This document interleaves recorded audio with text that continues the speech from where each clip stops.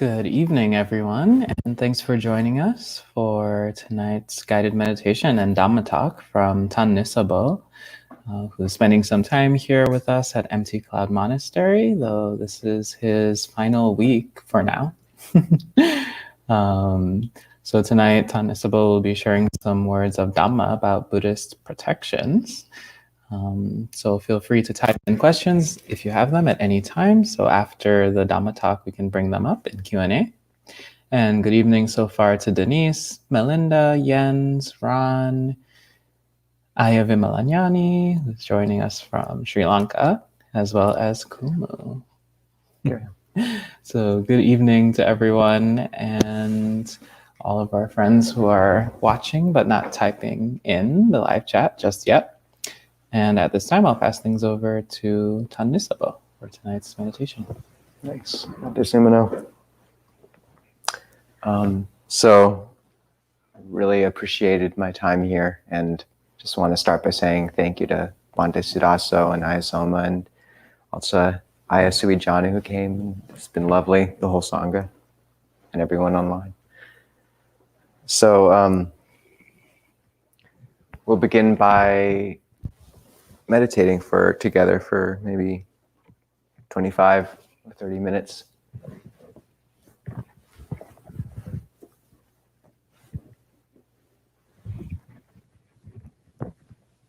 So begin by closing your eyes.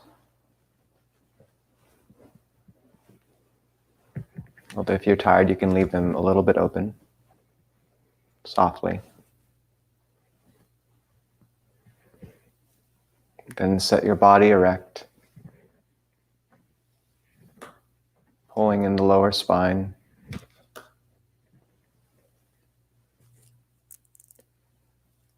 And moving awareness up the vertebrae one at a time, stringing them one on top of the other, so they rest in a column.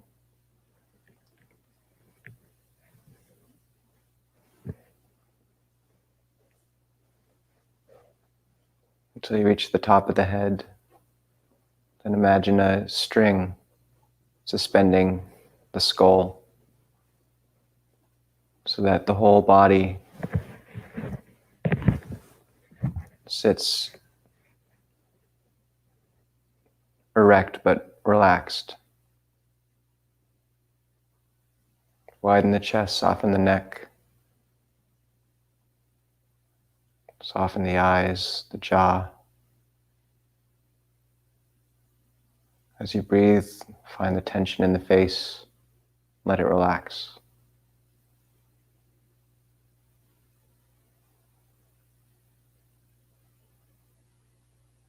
Lower the chin a little bit so that awareness can drop to the heart if it wants.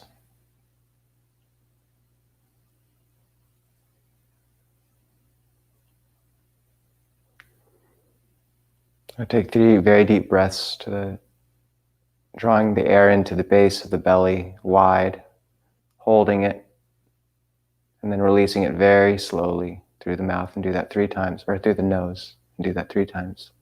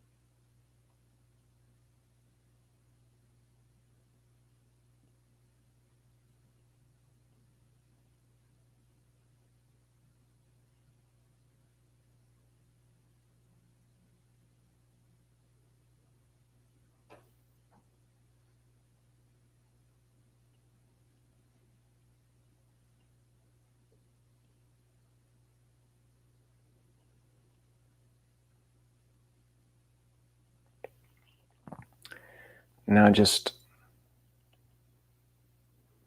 notice the breath and its length,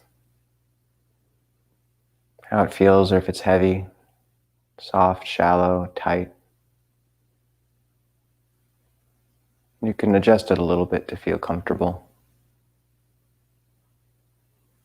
You can ask yourself the question, what sort of breathing feels good? And just let the body respond naturally.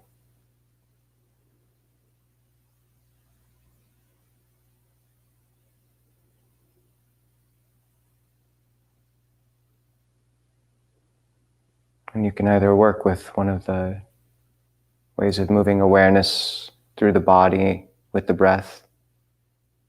If you've been listening to any of the previous talks on that way, or if the mind's feeling calm, just let it come to one point where the breath feels more prominent, such as the tip of the nose or the chest, and let it remain there, just tracking the breath like a thin silk thread, but with a wide awareness. Or you can imagine the body as a balloon expanding and contracting with the breath, or white mist coming in and out of that balloon-like wide awareness with the inhalation and the exhalation. Whatever works, just to let yourself rest with the breath for a time and let the day settle. Don't be too harsh or aggressive with thoughts right now. Just they'll run around a little bit, but just smilingly, when the mind strays, just smilingly bring it back to the breath. And one can let the sounds in as well, just relax.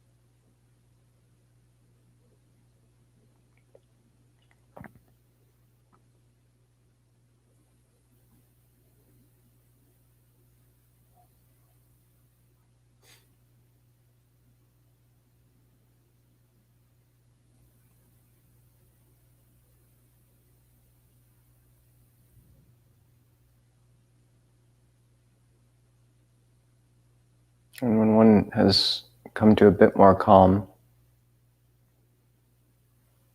you can just bring awareness to the heart.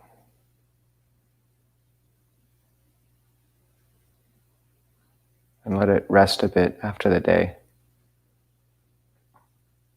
And just put down for a time all the burdens and worries that it's been shouldering. And one can bring to mind a word.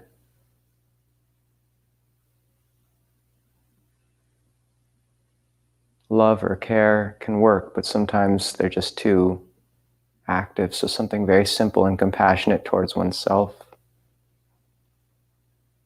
Like a phrase such as, "That was hard." Or just rest for a while. Or "You're trying really hard." And just acknowledging what the heart's been carrying. Just let that glow of warmth grow, keeping the breath in mind as well.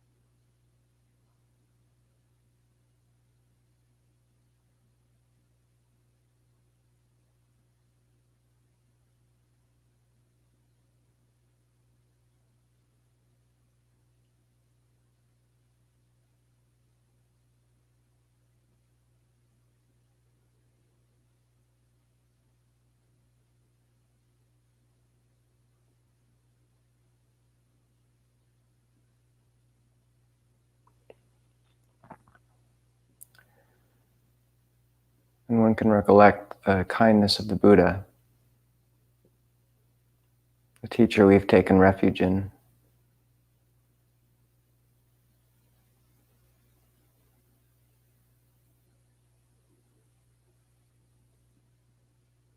One can recollect how in the suttas it would speak of him waking up in the morning and walking miles and miles and miles just to meet one person who he thought would be able to hear the Dhamma.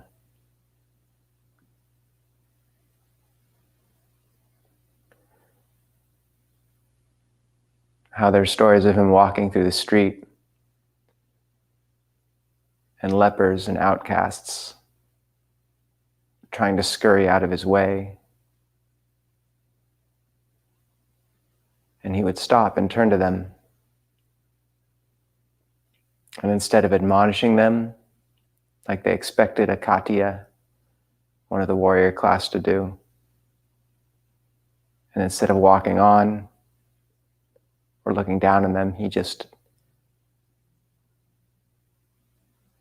spoke to them and taught them the Dhamma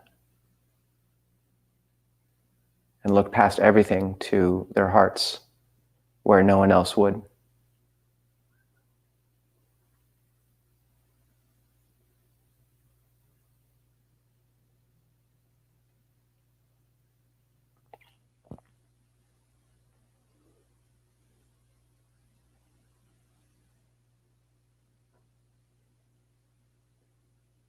One can recollect how time and again the higher castes came to him, asserting their supremacy. And time and again he said, in a manner that is unbelievable for 2,500 years ago, that birth does not determine one's potential, that caste is not important, that one is made by one's actions, that gender is not important, that both men and women can attain awakening. And this in a time where such sentiments were rare, if not unheard of.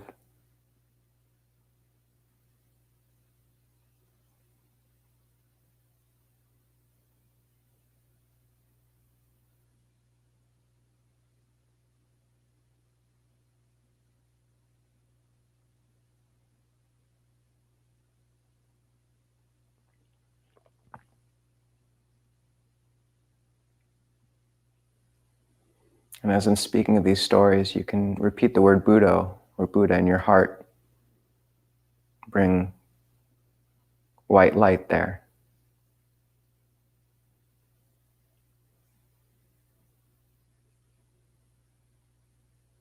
Timing it with your breath.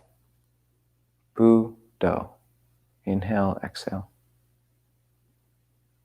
If one wants.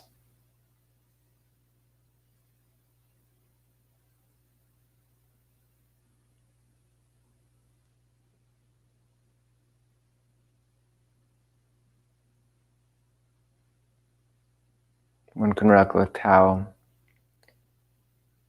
when he wandered through a monastery and came across a monk covered in his own excrement and filth because he was so sick and no one had taken care of him, how he bent down with assistant Ananda and they cleaned him themselves. And he told all the monks afterwards that anyone who looks after a sick monk it's like looking after me.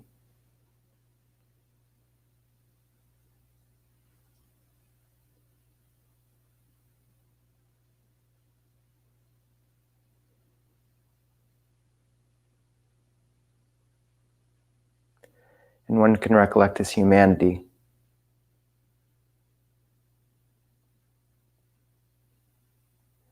Not in the sense of defilement, but in the regular things that make him a little more human to us. The fact that he had a bad back in his old age and frequently had to go and rest gave him a lot of pain. The fact that his life was beset by tragedy on an external level. Some of his closest disciples, like King Bimbisara, who were laymen, getting murdered. An impending tragedy on his family and his clan. Strife and war all around him. False accusations, splits in the Sangha. And yet through all of that, he remained unshaken and received everyone with kindness.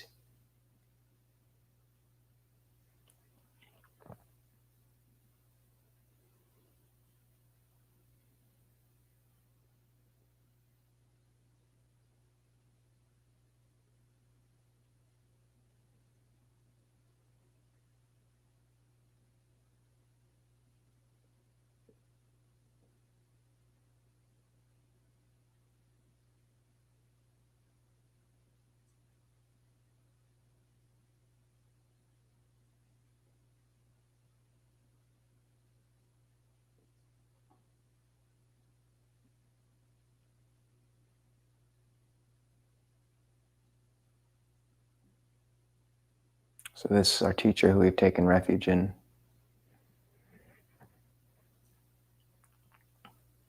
We've given our lives to. Not the man, but the ideal of a being completely pure, of our own potential for complete awakening. Just bring that into your heart.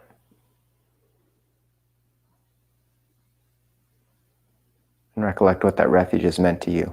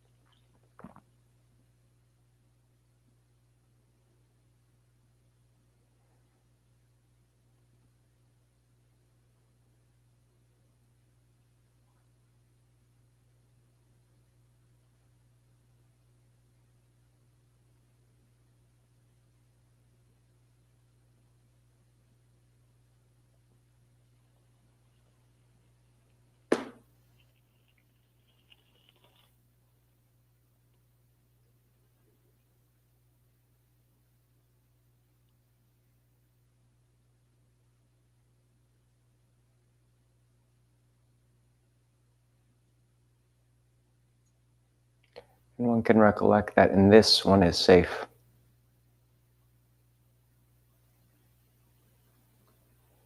That this ideal and this path have served as a refuge for humanity for 2.5 millennia.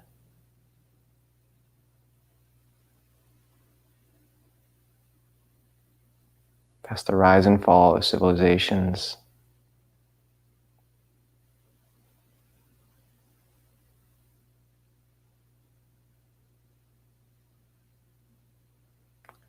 and it is not some small practice we spice up our lives with.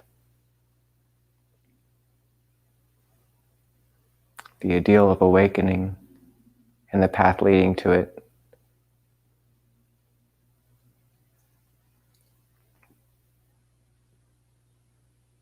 is the highest thing that we can aim for and the safest refuge which we can have.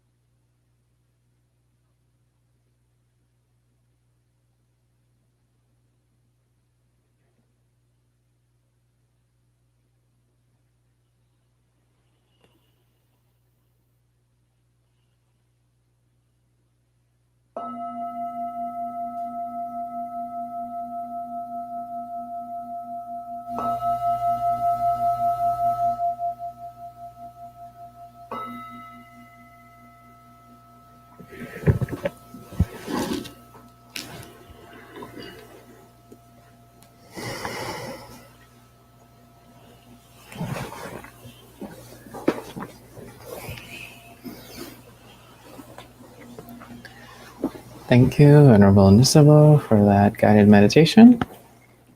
And hello to some other friends joining in, Angela, Anita, and Michael Saw. And at this time, I'll pass things back to Ta Nisabho for tonight's Dhamma talk. And if you have questions at any time, feel free to type them into the live chat so we can address them at the end.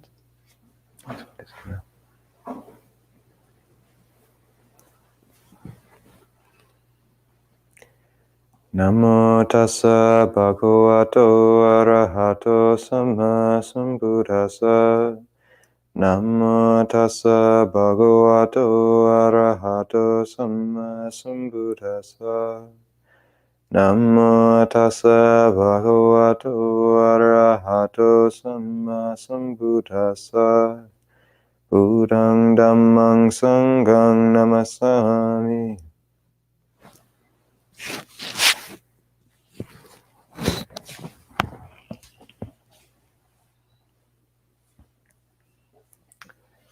So today's subject is the 4 protective meditations, which the Buddha taught as a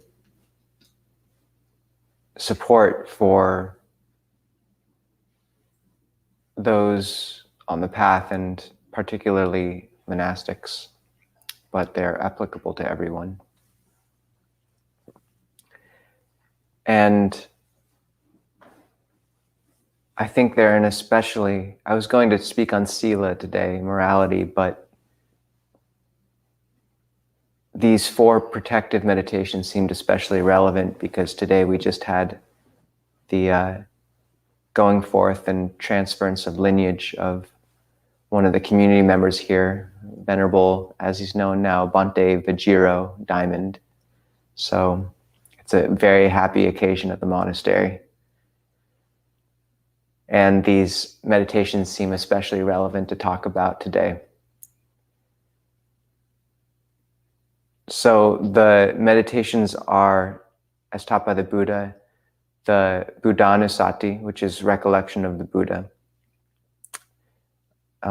metta, or the loving kindness meditations, but specifically metta,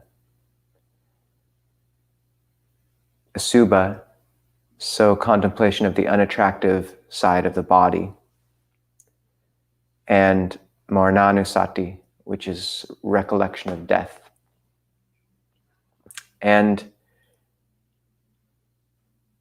the first seems especially powerful to go into, which is why the meditation today was focused on it. Because one of the parts of the ceremony of Bhante Vajira's going forth was the taking of refuge in the triple gem, the Buddha, the Dhamma, and the Sangha.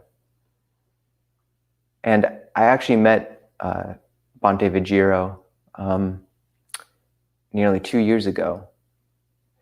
And this is the way that this path and this refuge of Buddha and the Sangha brings us together time and again, and how you can trust the current of Dhamma to steer one correctly. And in that sense, it really is a protection and a field of blessings. But I was walking Tudong, which is the monastic practice in our tradition of setting off from some point and walking on faith, basically. So in our tradition, we, and by Buddhist Vinaya, by the Buddhist monastic code, we cannot touch money. We cannot ask for things uninvited except for water. We cannot store food. We cannot cook food. What this means is that when you walk on faith, you just have your bowl, your robes, and a few things, and you set off and you see what happens. And you wouldn't think it would work in a country that's not Buddhist. In Thailand, it's very common for monks to go it's called Tudong. So one of the things that revitalized the whole tradition in Thailand was a bunch of monks sort of setting off from their monasteries and going into the forest and meditating in search of awakening like the Buddha did. And this was the quintessential Tudong monk, and then coming back with calloused feet and the path to awakening rediscovered. In the West, it's a bit different. So what monks in our tradition have done since coming to the West, and not knowing if this would even work, is you set off walking, and you, in the morning, you stand. We generally eat one meal a day before noon. We have to eat before noon. So you try to get to a town before noon, preferably before about 10, so that you have time to wait. Usually even earlier is good, because you don't know how long you're going to have to wait. And then you walk through the town, or stand somewhat near a store, but not too near, because we're not meant to be begging. We're making ourselves available, and those who are interested in supporting the spiritual ideal are able to, but it's not supposed to impose on another in the classic sense of American begging. Really going for alms is something which is different, but takes a while to get a feel for if you've never seen it. And so you stand and you hope someone comes and speaks to you. And many people might come and try to offer $1, in which case you say, no, I'm sorry, we don't accept money. And you keep, you hope you get food. And if you do, you do. And if you don't, you don't. And then you keep walking and you sleep wherever you can. So about 2 years back, I'd set off from Oceanside, south of LA, walking to Thich Nhat Hanh's community in Wat Metta, where Ajahn Jeff, a teacher in our tradition, lives. And the Greyhound had dropped me off in the wrong city. And they were very kind and said, don't worry, it's only a $5 ticket to the bus where you need to go. No worries, it's just, $5, 20 miles away. And I was like, I don't have $5. So I guess I'm walking. And I didn't say that to them. I didn't think they'd understand. So I was dropped off in the wrong city. Greyhound's a terrible company. And they, and, in the usual way, you're, depressed, be a little bit, thrown off. But then, and it was 11:45 when I got dropped off. Keep in mind, we can eat until noon. I had not eaten as much as I would have preferred for that day because I would be walking a lot. And as I stepped off the bus, my heart kind of sinking a bit from this extra 20 miles that I'd have to be walking, which it takes a while to walk along the freeway. And this woman came out of nowhere and said, oh, I just saw you, Bhante. I think it was a Thai woman. Here, I have this food. Can I buy you anything? And she went and bought me a meal out of nowhere. And there was a stall right by me. So I got the meal with about 10 minutes to eat it. And it was maybe the fastest I've ever eaten a meal. But it was this moment of blessing out of nowhere. And then there was a man sitting next to me who came over to me afterwards, and he was like, hey, my name's Anthony. I'm, a former veteran. I was alcoholic. What are you doing? And I told him about what I was, a Buddhist monk. And he said, I've meditated down the coast a while. And, I've recovered from my time in Iraq through, my faith in God. And now I'm waiting for another friend who I know is homeless, but, that'll happen so that I can help him, but that'll happen on God's time, not mine. And we were of different traditions, but we understood one another completely. And so I started walking down the freeway and came just time and again, people started stopping and asking me what I was doing.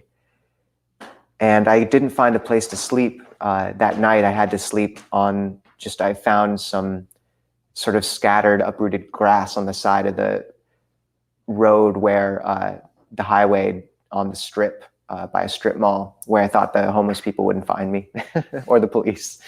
And that's where I slept. And then I got up and it was raining a bit, but you keep walking. And then I passed a donut store and stopped to put my bag down. And the owners, I believe, were Laotian and called me in and gave me, I think, 4 donuts and 2 cups of coffee, which is not a great breakfast in terms of health, but it'll definitely make you walk fast for about two hours afterwards.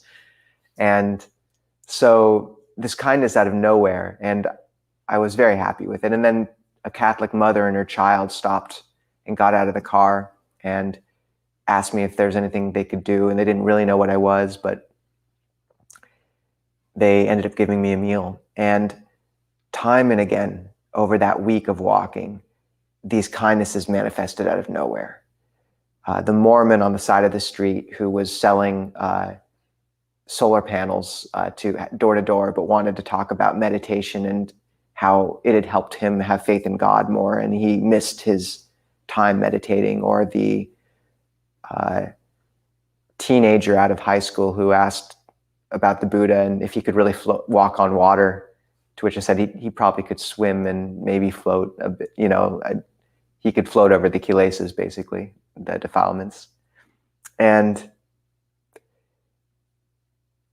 this is the power of the spiritual ideal and of refuge in the Buddha. This first of the protective meditations is there is something so deep in the human heart that aspires for awakening, because deep down we know we're meant for that.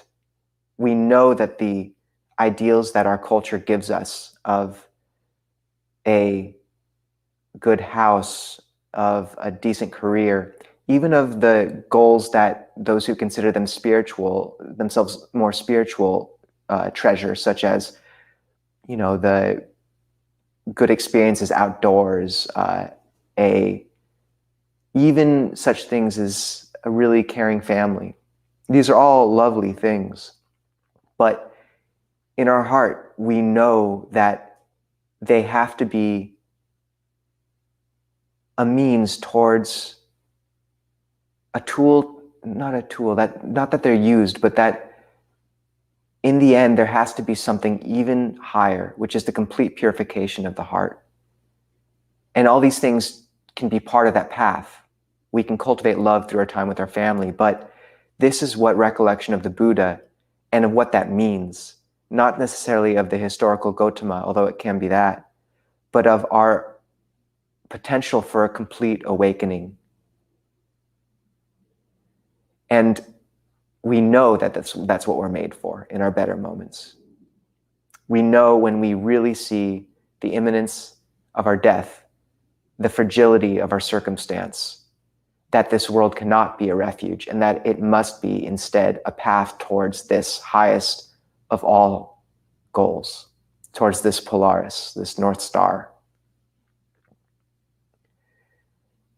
And so even though people in the US don't know what a monk is, really, we've seen pictures of the Dalai Lama hugging people, and that seems kind of nice.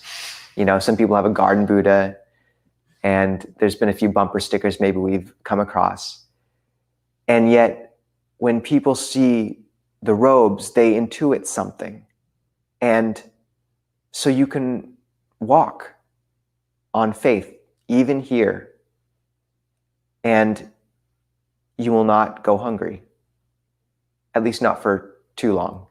Some days you don't get enough. So there definitely were days on that walk where, you know, there was a day where it was I believe I got a Pepsi, maybe some Mentos, I think an apple, or maybe a banana, but it was okay because the next day, these two teenagers working at Safeway came out and gave me a gigantic bag of cold pizza. And, you know, it all balances out. But if the beauty of Tudong is that it shows you that when you really put your complete faith and trajectory, faith in this ideal and in this path, and when you align yourself with it by practicing meditation, by keeping morality, by walking in accord with your highest potential and highest calling, then the world rises to meet you. And we've had monks walk for 3 years running on the East Coast, a monk named Tenpu Muto, and he did not go hungry. And there's a really lovely story of a saint back in the, I believe, before the Renaissance. And she was born to a wealthy family in southern Italy and wanted to go join the Desert Fathers. And so she snuck out of her house one day and just with one coin for bread.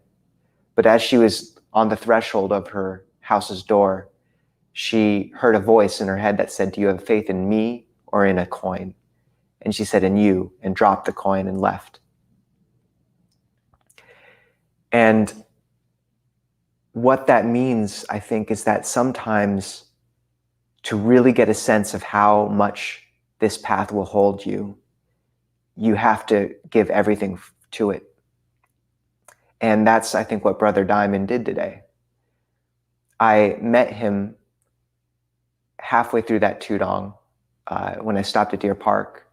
And as I said, this field of blessings, this refuge, somehow conduces to meeting people just when you need them.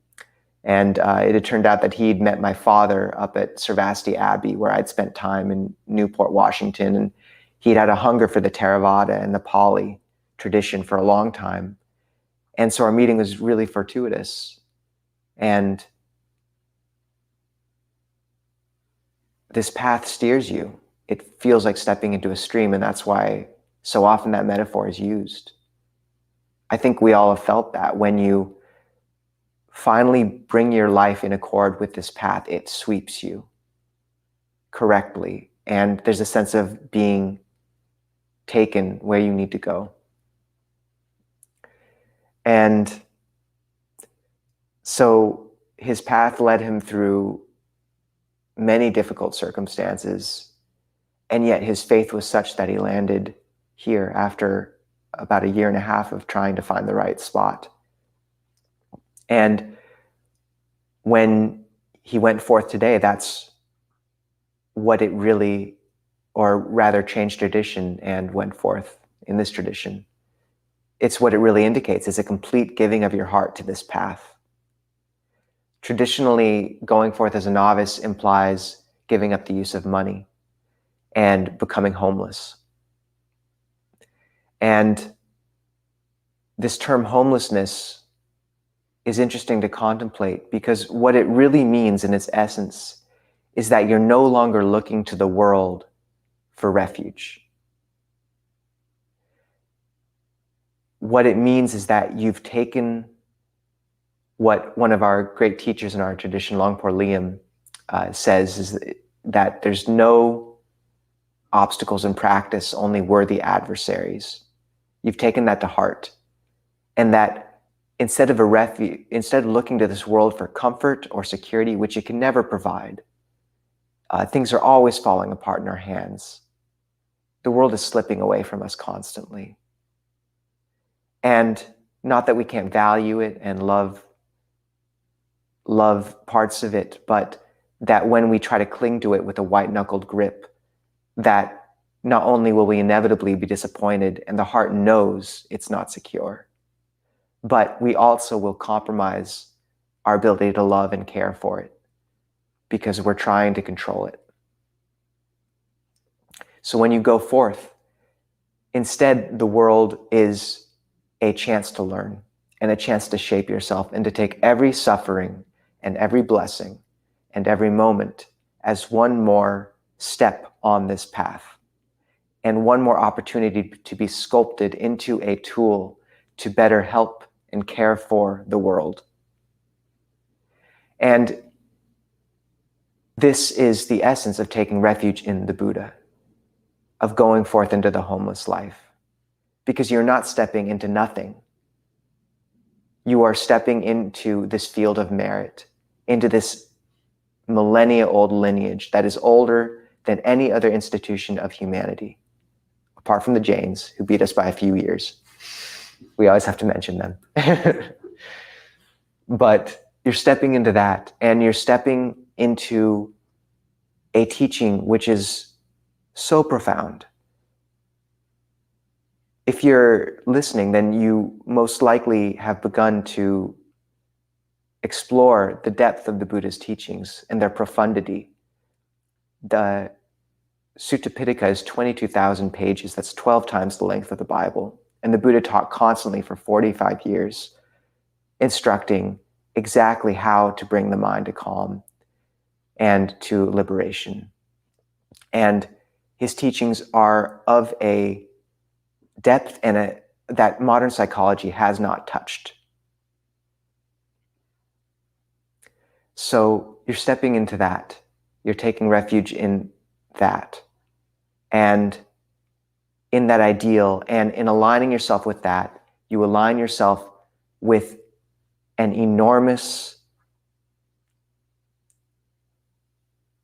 you tune yourself to resonate with something much deeper in the world. And there's strength in that. It's like when you pluck the string of a violin and everything tuned to the same note resonates. When you align yourself with Dhamma, suddenly the whole world resonates with you. And you can set off from your doorstep with nothing, and the world will answer you. So this is homelessness, is you're coming back to your true home, which is your heart, your potential, the path, and the Buddha.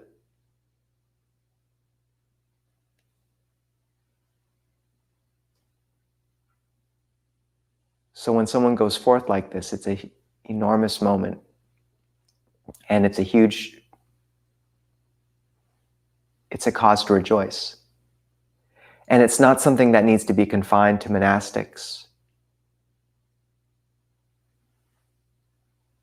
Venerable Buddhadasa, one of the most famous teachers in Thailand, said that Dhamma is duty.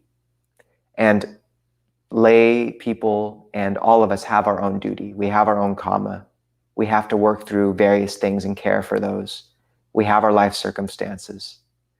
But in every one of those circumstances, if we really take refuge in this path and take it seriously, then they all become means towards awakening. You can be homeless in this sense, even while being a householder. And so if one really takes all these as tools and means towards awakening, then one can do one's duty and care for those one needs to care for, and yet be walking a path and using all those opportunities as learning, even the tragedy.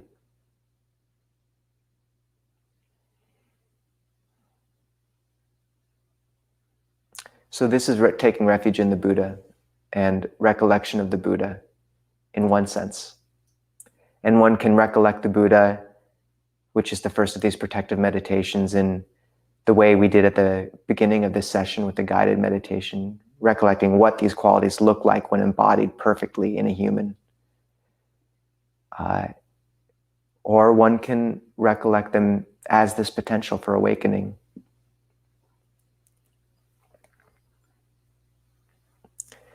And the second protective meditation is metta, or loving kindness. And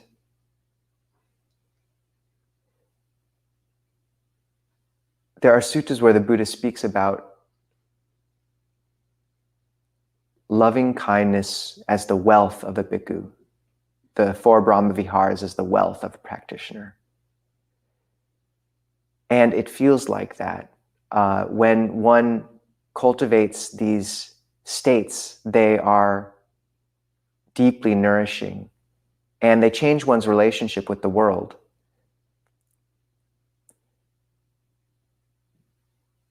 Because when one doesn't look at the world, this is related to the first refuge that we just spoke of. When one doesn't look at the world as a series of things hindering one or helping one towards some menial goal, but rather as every circumstance as custom tailored to bring one closer to awakening, then one can really have love for even the most annoying things.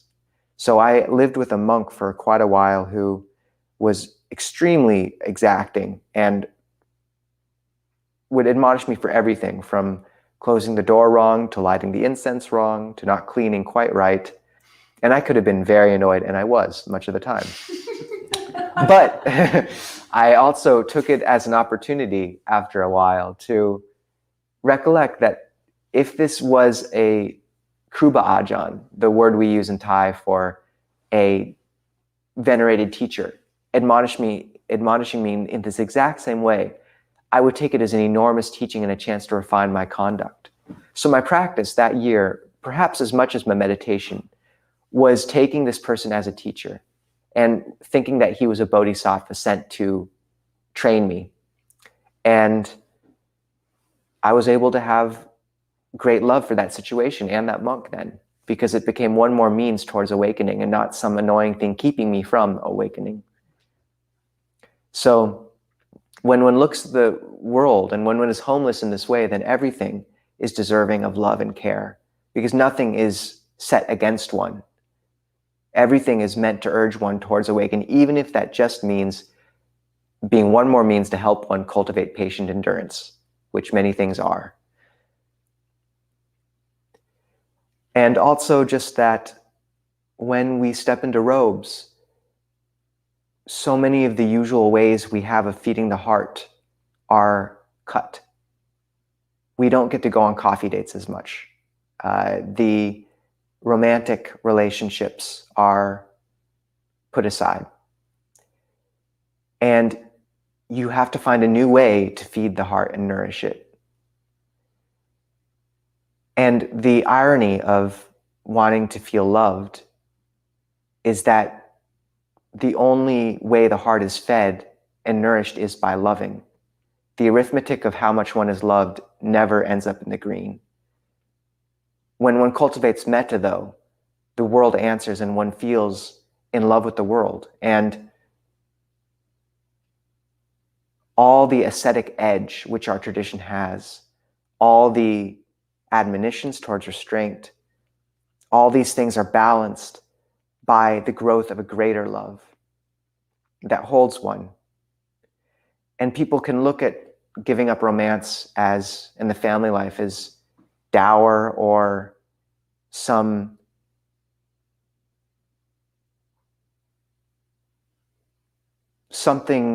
that indicates the deadening of the heart. But what you don't realize is you're just giving up a smaller love for a big one. You're giving up love of one person in the hopes that you can cultivate a heart big enough to love all beings. And once again, this is not something that only monastics can do, obviously. One can cultivate this sort of love through one's relationships if one approaches them correctly, using every relationship as a means to widen one's heart so that it can encompass all beings. But we draw that line very explicitly in going forth. And unless we are consciously cultivating that large heart, then it can dry up. And that's why metta is so important as a bhikkhu or as a bhikkhuni.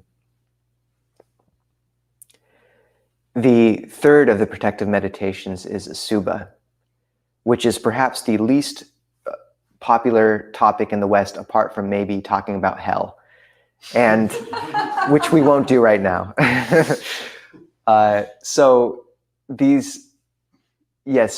as a practitioner, as a lay practitioner, I was quite baffled by these. You come across these lists in the suttas of the 32 parts of the body, which just seems gross, of the asubha, of the charnel ground contemplations of bodies basically falling apart, bloating, exploding, drying up, which also seems gross. And it can be very confusing until you see that the khanda, the aggregate, the locus of identity of the body, which is the first listed, is so powerfully attached to by us that we don't even realize it. On one level, most of us realize we have some delusion regarding our longevity. We know, for example, and it's a common trope in movies, that if we really knew we were going to die, we'd change a lot of things. So we know we're deluded about our death, but we have no idea how deluded we are about our body. And this is the great secret, is that when you think of how bright the heart can be, and now imagine that heart identifying itself with a lump of clay, flesh, bone, calcium, blood, phlegm, pus, brain. Imagine hair. Imagine what that does to the mind. Something so bright, really thinking it's this. And so all we're doing when we look at the 32 parts of the body is we're attenuating that attachment just a little bit. And when the mind is calm, it can do it. And this is important, especially as a monastic, because we do have to work with the powers of lust and to move through them. And when one contemplates the body, it's such a powerful contemplation. One should be careful of it if one is a dosa type, a hatred character. But it's such a powerful contemplation that everything will cool, not just the fires of lust, but every defilement is wound into the body. And so if one detaches from this body just a little bit, just steps back a little bit, then all those fires cool and one can remain a celibate monastic.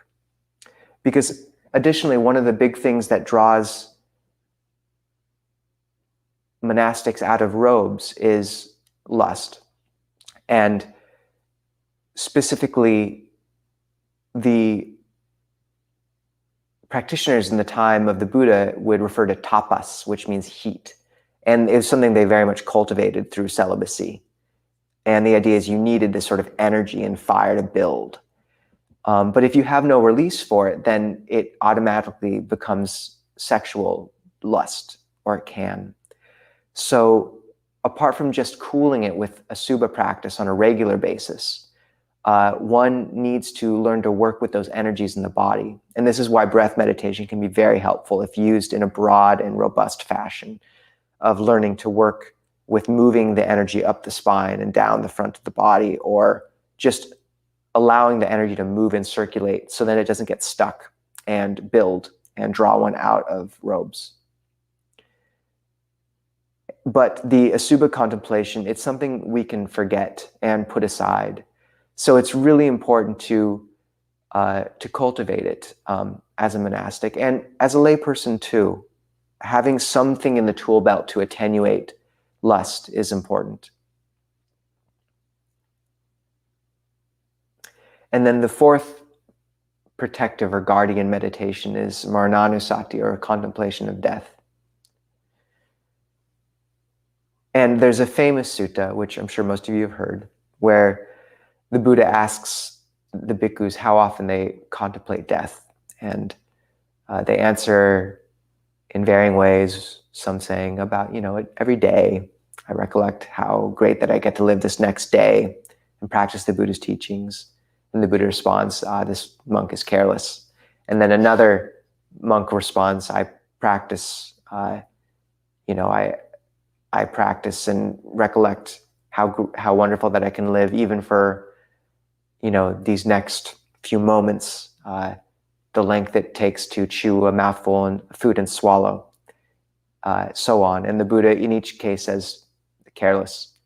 Until one monk says, I recollect how precious that I have just the length of this in-breath, or just the length of this out-breath to practice the Buddha's teachings, because that is how long I can count on life, just that long. And the Buddha says, this monk is practicing my teaching correctly. So this recollection of death is what lets us keep a sense of urgency in the practice and realize how precious this time is. It is rare to be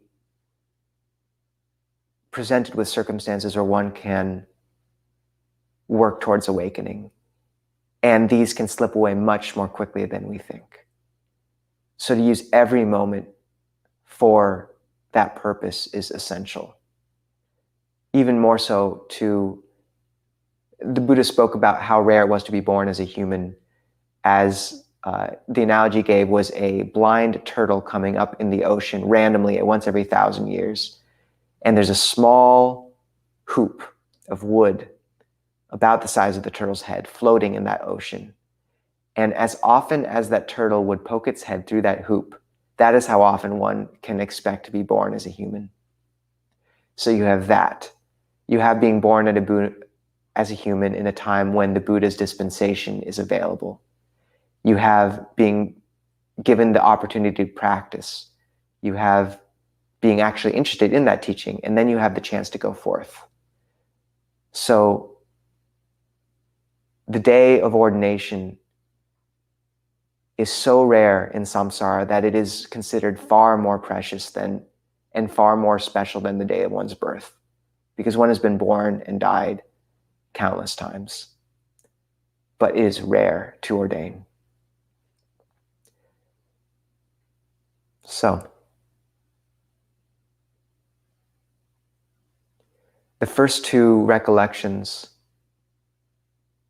refuge in the Buddha and metta, they're the nourishment for this life. And the latter two are the ways we unshackle ourselves from what we were attached to before. We are stepping away with the latter two, and we're stepping towards with the first two. And if we do this correctly, then the fires of our defilement, of our greed, of our misery, of our suffering, of our stress, slowly die, and what replaces it is the energy of light, of clear and radiant knowing, which is the image that the Buddha gave so often, or a clear and radiant light was the image he gave for awakening. So in the suttas it frequently says the householder life is cramped and dusty, the life gone forth is wide and open, clean as a conch shell. So I wish Bhante Vajiro the best on that life.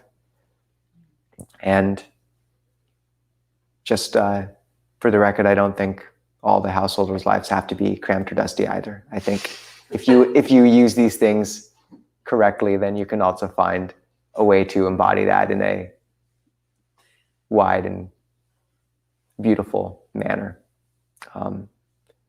But I think there is a space to rejoice in one more person taking a very concrete step towards that externalized homeless life, which is so valuable to the world now, because so many things are changing so rapidly, and the canopies of meaning we had for ages they're in tatters, and we need monastics.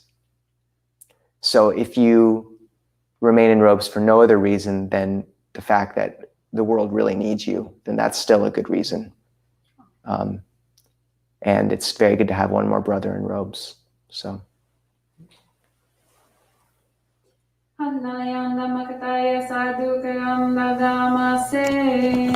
Sadhu, sadhu, sadhu, anumodami.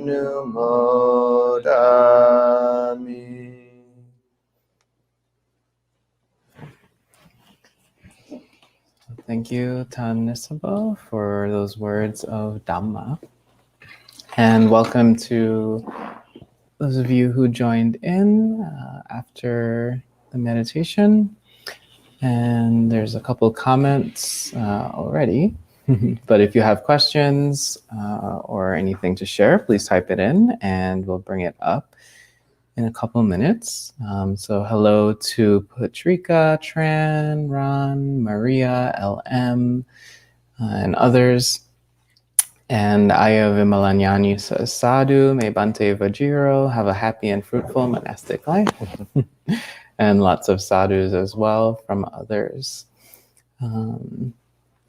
So we have a question from Denise on the topic of Tudang. And the question is, do bhikkhunis do Tudang? Is that safe? Soma? I can't ask you. I didn't hear the question. Do bhikkhunis do Tudang? Is it safe? Venerable? Well, I know that Ayatollah wanted to do Tudang around the Bay Area. She had this idea to do that. And a monk advised her not to sleep out on the pavement. And so they arranged, they walked. They did, I don't know, it was like 100-mile walk or something over 10 days, or what was it? Oh no, it was 8 days, I think, for each path factor.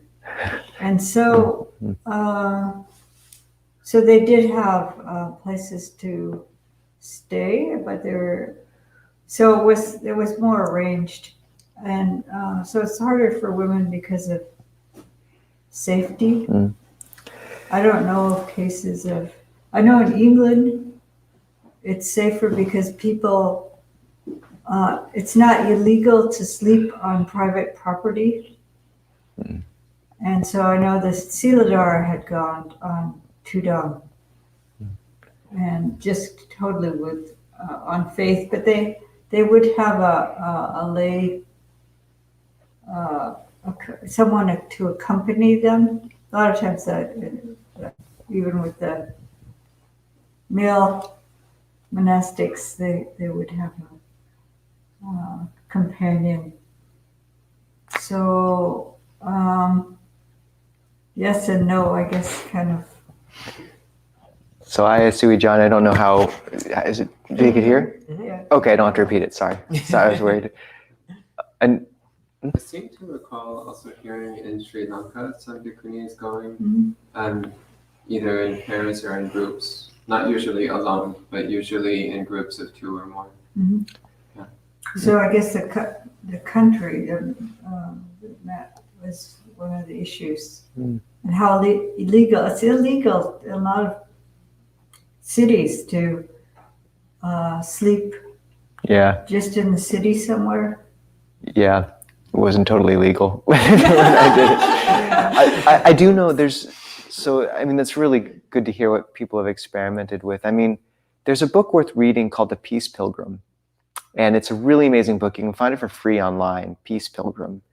And it's a tale of a woman who walked across the US. And this is not saying that it's not, that it's completely safe or anything like that. But I was so moved by this book. And I know it led pretty directly to another monk I know ordaining, Ajahn Jotipalo, read this book. And it was like one of the big impetuses for him. But it's a tale of a woman. She walked, I think it was the 1970s, maybe for 20 years. She walked across the US with nothing but a toothbrush and I think some letters. And her shirt said Peace Pilgrim. And she would walk until she was offered a place to sleep, and she would fast until she was offered a meal.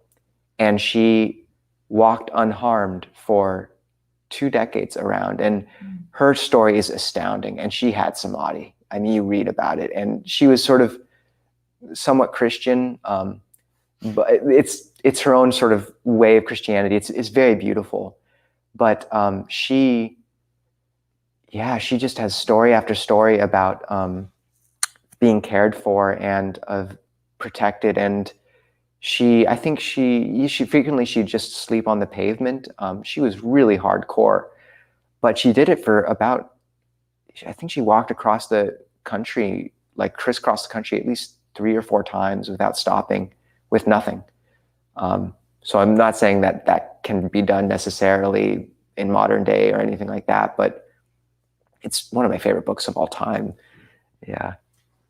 Venerable Panyavati, my son air preceptor, actually did something along those lines, not in the forest, but actually in urban centers.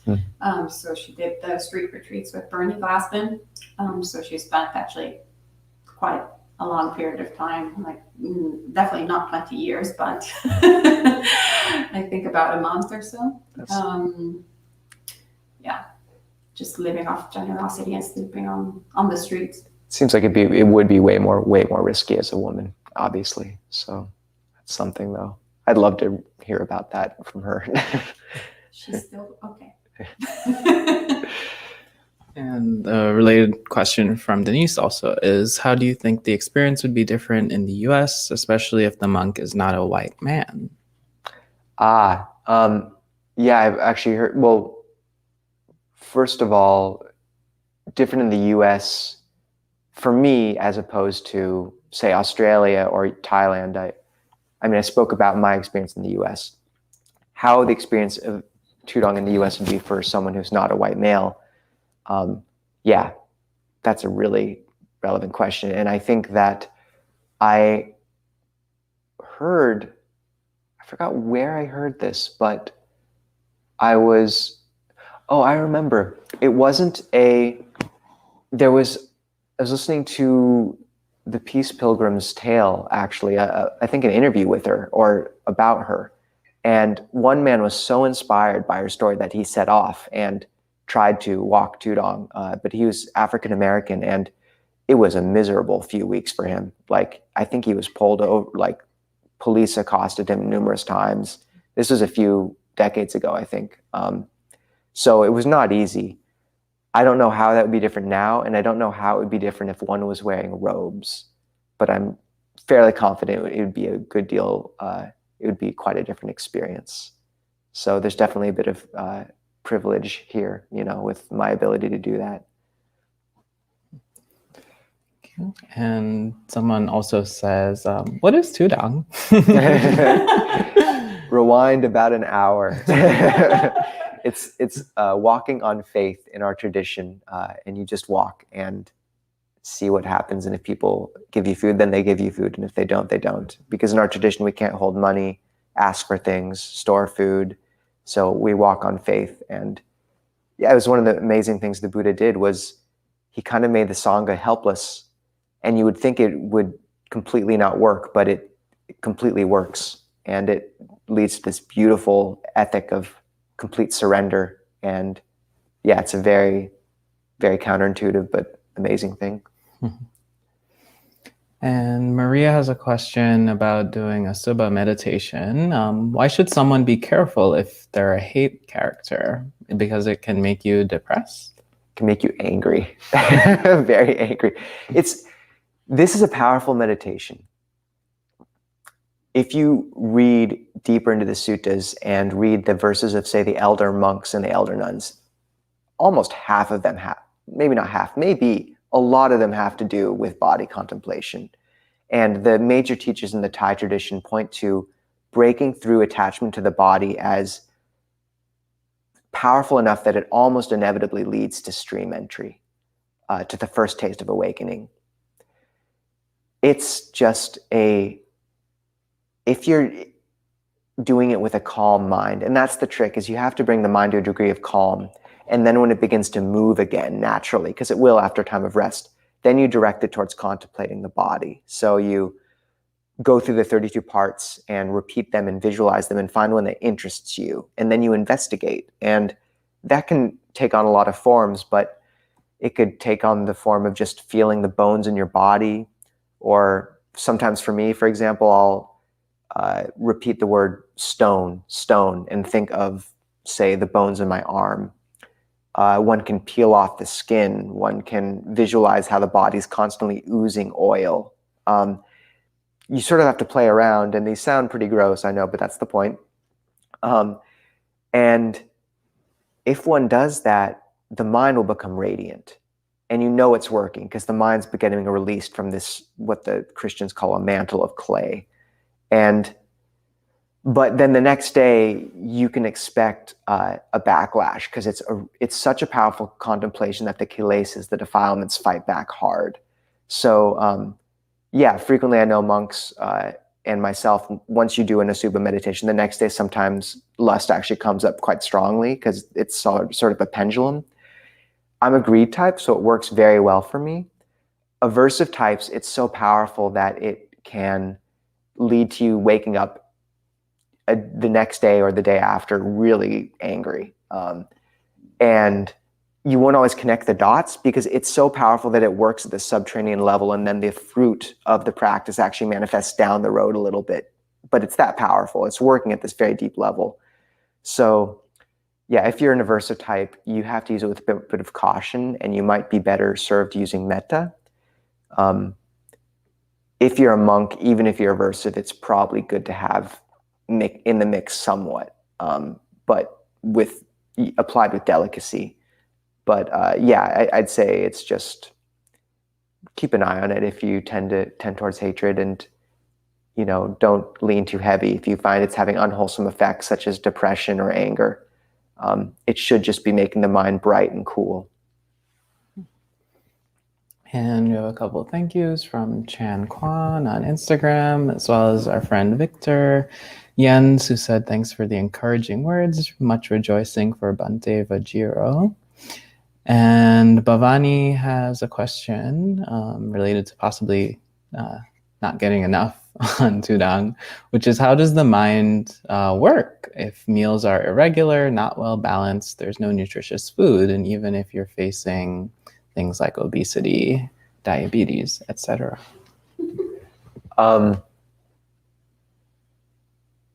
Yeah, I mean, that's the challenge, is seeing what the mind does.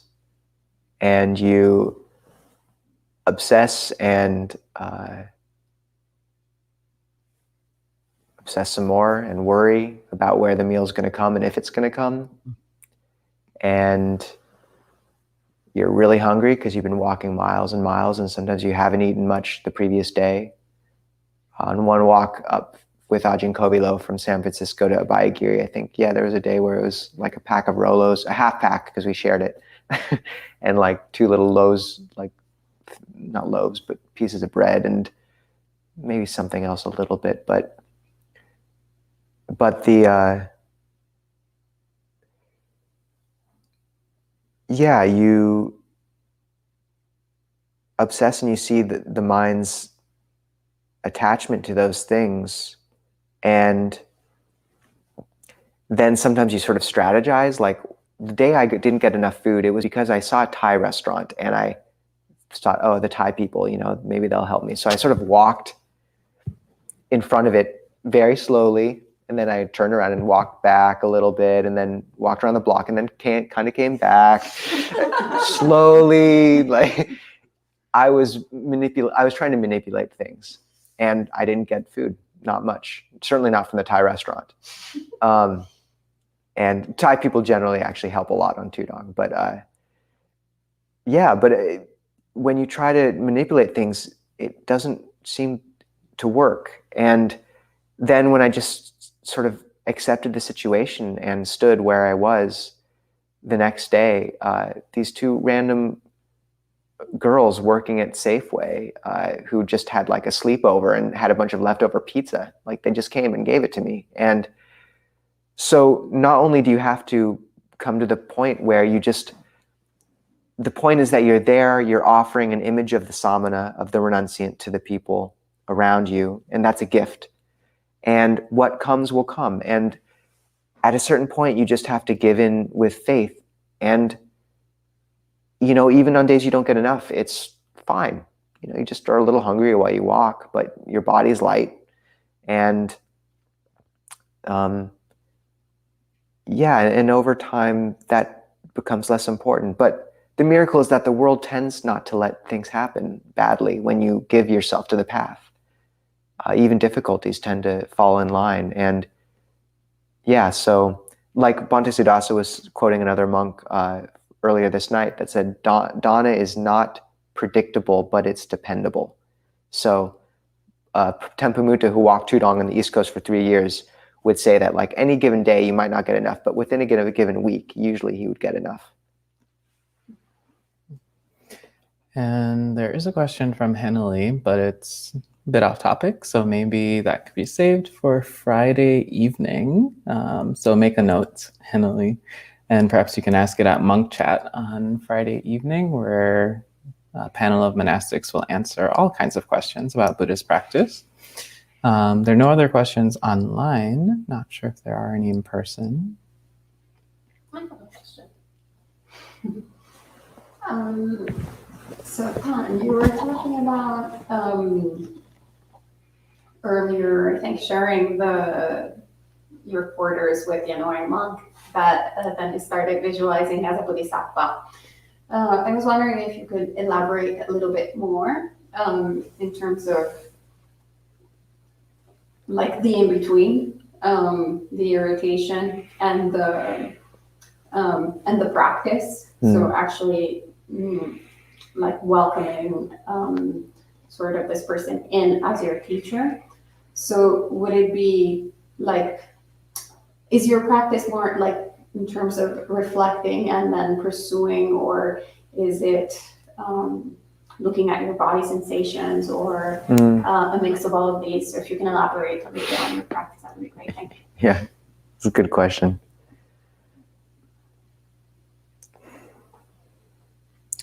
Yeah, I mean, I think, you hear that phrase of dwelling in aversion, and it's just how aversion manifests so often. It's this low-grade hum through your experience that's just always there, and sometimes you don't even realize it's coloring everything. And so, yeah, for me, it was a constant.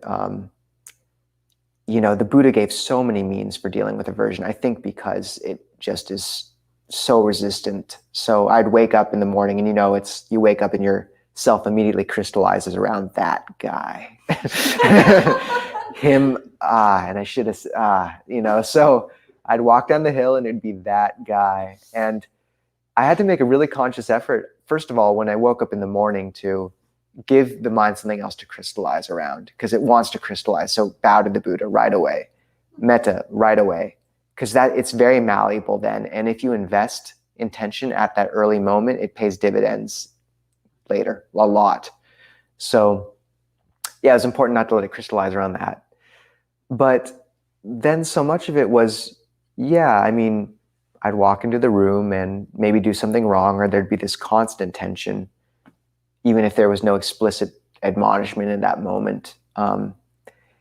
And yeah, the tension was really intense because it made me very anxious. So I had to work with it in my body as I could.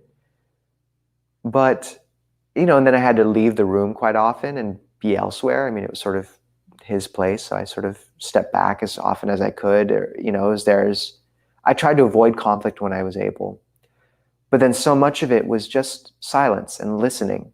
He'd sort of bring something up, and even in that moment, if I wasn't able to think of him as a bodhisattva, if you just hold your tongue and let it pass and just, maybe it's not a big deal. Like, okay, I closed the door more quietly. That's a good piece of advice. So just do it, let things calm down. And then you bring this recollection to bear little by little when you're able. But so often being silent and listening is never the wrong decision. Maybe sometimes, but so often it's not. So often whatever needs to be said can be said an hour later when you're not agitated, because agitation colors everything. So that was my practice, was not reacting, was just listening, taking it. This is my teaching, patient endurance. And then, but I didn't let him walk over me either. So there are times when you do have the conversations and you sit down at an appropriate time and really talk to someone, and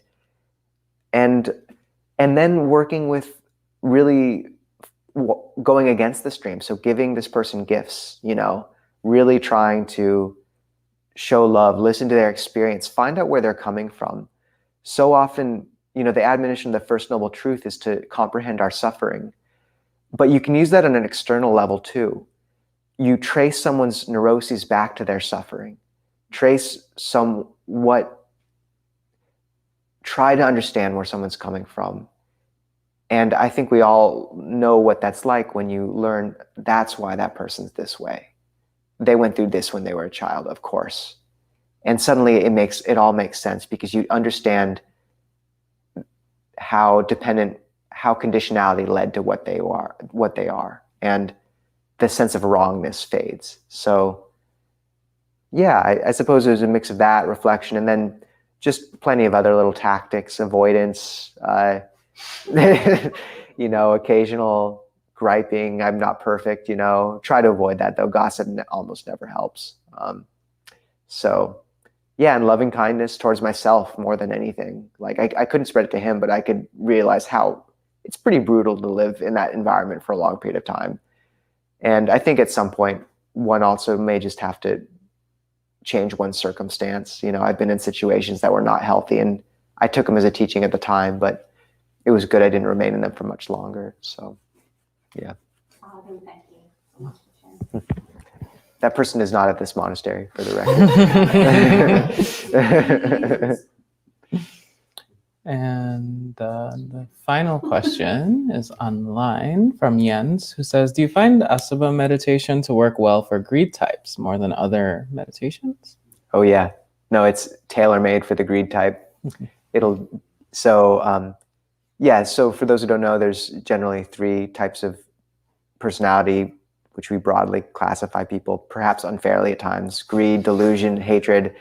And so if you're a greed type, if the first thing you notice when you walk into a room is what looks nice and what you'd like, and you tend towards sweet food a lot, Asubha will most likely be a quite powerful and healthy practice. You just tend to know by if it makes the mind cool and bright. And but if you're aversive type, which tends to mean you walk into a room and see what's wrong, the Visuddhimagga says you walk on your heels a lot, then it can be a bit risky.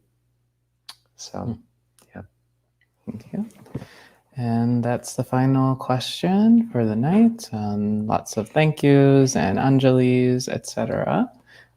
So glad everyone can join in. Tomorrow morning, you can spend more time listening to Nisabho's words of Dhamma at Sutta study at 8 a.m. And then for another Dhamma talk, continuing the theme of Buddhist protections at 7:30 p.m. in the evening. But for tonight, we can end with 3 sadhus. sadhu, sadhu, sadhu.